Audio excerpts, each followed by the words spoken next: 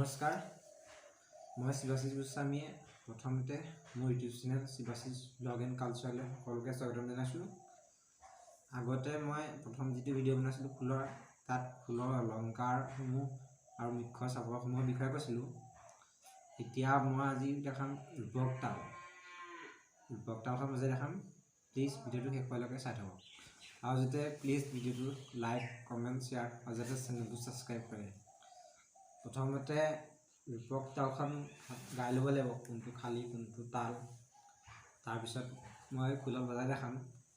প্ৰথমতে গাই শুনাইছোঁ। ধেই দাওঁ তিনটা খিৰিকী ৰাও দিক যাওঁ খিত। ধেই দাওঁ তিনটা খিৰিকী ৰাও দিক যাওঁ। থেই তা ধেনি তা খিতি দাওঁ তা খিতা ধেৰ খিতা ধেই দাওঁ তা খিতা জিদিনা ধেই দাওঁ তিনটা খিৰিকী ৰাও দিক যাওঁ। এইখন মই এটা গাই শুনাইছোঁ, মানে এইটো খালী কয়, এখন এইটো তালি। এতিয়া মানে ধেই দাওঁ তিনটা খিৰিকী, এইটো খালীও তালিও সেইখন পাছত মই স্ক্ৰীণত দি দিম বাৰু। স্ক্ৰীণত চাই ল'ব, এখন ভালকৈ লিখি ল'ব পাৰে আপোনালোকে। এতিয়া মই খোলত বজাই দেখাম। প্ৰথমতে ৰূপক তালখন মই লাহেকৈ বজাই দেখাইছোঁ, তাৰপিছত ভালকৈ বজাম আৰু। এইটো ইফালে ধেই দাওঁ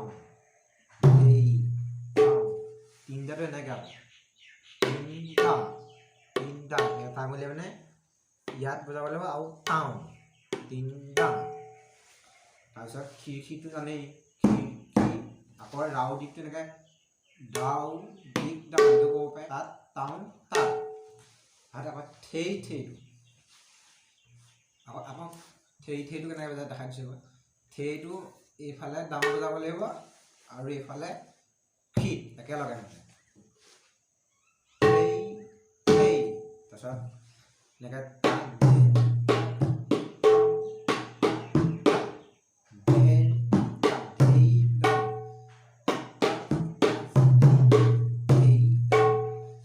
বজালে নে জিদিনাটো কেনেকৈ এই ধেই মানে জিদিনাক এনেকৈ বজাব লাগিব। আৰু কেনেকৈ গম পালে সেইটো। তাৰপিছত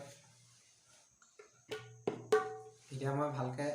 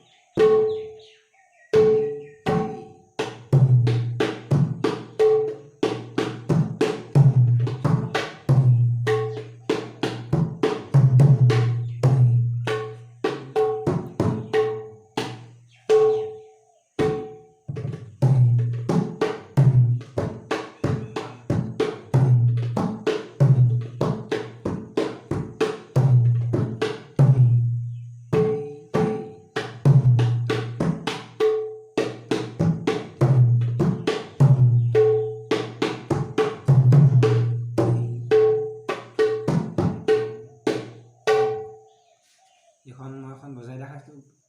যদি ভুল ভ্ৰান্তি হয় ক্ষমা কৰিব আৰু যাতে চেনেলটো প্লিজ ছাবস্ক্ৰাইব কৰক।